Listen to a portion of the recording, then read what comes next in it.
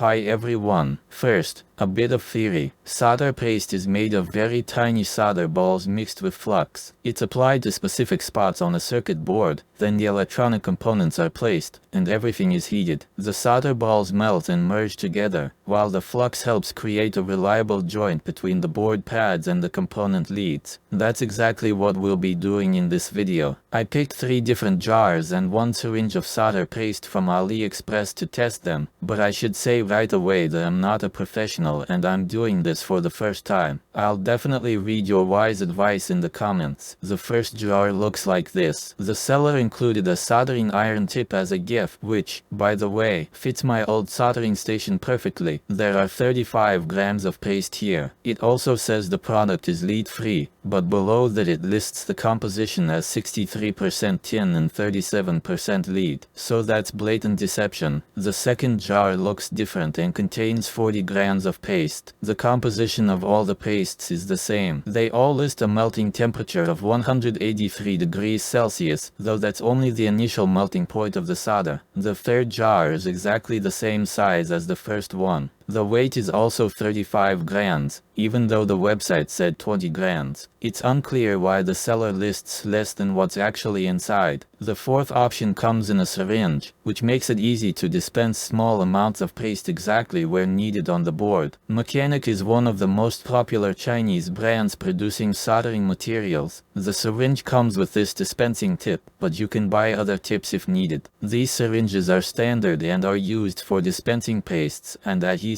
I also bought a liquid for thinning dried out solder paste for future use. However, that product has already been removed from AliExpress and I couldn't find any alternatives. It's probably some kind of useless stuff. I numbered each paste so I could keep track of which is which later and compare the results if they differ. We'll be soldering these printed circuit boards for my electronic randomizer devices. There's one microcontroller, a bunch of resistors and capacitors, and 2 chips. One of the chips has pads on the underside of the package, so it really has to be soldered using paste. I also numbered all the boards so I could clearly tell them apart. To apply the paste, I ordered a special metal stencil with cutouts for the pads. It cost me $10 for one side of the board. I'll solder the other side with a regular soldering iron without paste. To make aligning the board and stencil easier, I printed a special board holder on my 3D printer. It has magnets that press the stencil against the board. It turns out the metal isn't very magnetic, but that's actually better. It's easier to lift. By the way, one of the pastes also came with this small spatula as a gift. I'll use it to spread the paste, and I cut this polycarbonate sheet myself to scrape off the excess. Let's open the first jar. There's a protective film inside to keep the paste from drying out. I couldn't peel it cleanly, so it was easier just to tear it off completely. The jar is less than half full. I think this is intentional so the paste doesn't spread all the way to the lid during shipping, otherwise you'd have to scrape it off the film. Let's try applying the paste through the stencil. This should be done under ventilation so you don't inhale harmful fumes from the flux. These pastes don't have much odor, but everything says ventilation is required. At the end, you need to remove all excess so the paste thickness matches the stencil thickness, then just lift the stencil and check the result.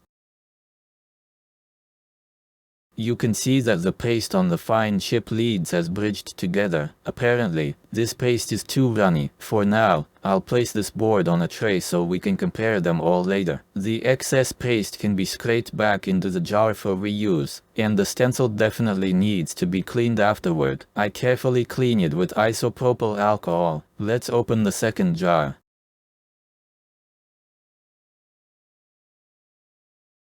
It also has a protective film under the lid, but visually there's more paste inside. We'll repeat the same process.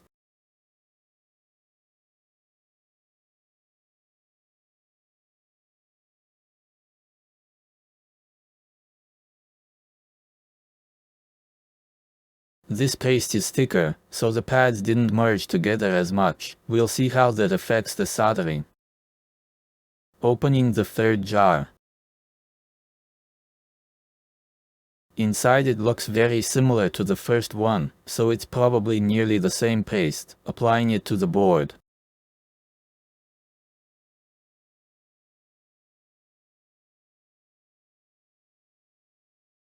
As you can see, this one is also runny, just like the first paste. I think they're basically the same. The next paste will be dispensed from the syringe through the tube tip. Usually you'd use a special tool, but I'll just push the plunger with a regular marker. Maybe I'll print something on the 3D printer later. The result looks very similar to the first and third pastes. It's also quite runny, so all the pads have merged. Looking at all 4 boards, I only like the second option so far. The others spread too much, but we still need to see the final result. To speed up component placement, I printed this assembly diagram showing the positions of all resistors and capacitors, which usually make up the majority of components on any board. I also prepared a special box where all ports are sorted by number. First, I placed the microcontrollers, trying to align them visually with the pads as precisely as possible. During soldering, components usually self-align due to surface tension of the molten solder, but that effect has limits. Then I placed all the other components. Here the paste acts like glue, holding everything in place. The placement process isn't difficult, but it takes a lot of time. It's important to ensure every component is oriented correctly, especially chips that can be installed the wrong way. In factories, special camera-equipped robots handle this, checking markings and labels to ensure correct placement. I have to use a magnifying glass, which gets tiring pretty quickly.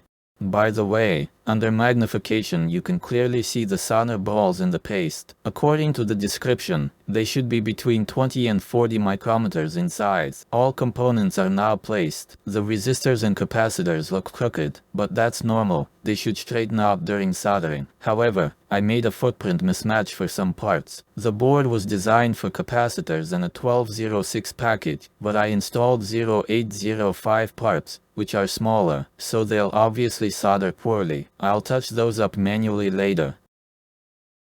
I'll heat the boards under ventilation on this hot plate at 210 degrees Celsius. I found this temperature online for leaded paste. Let's see what happens.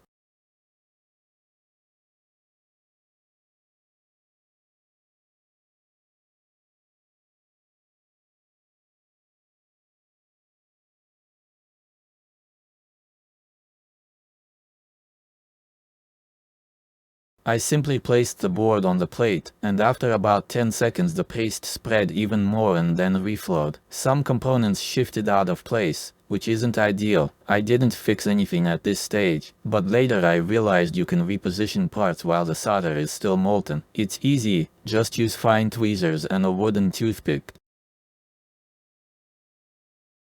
The other boards behave very similarly.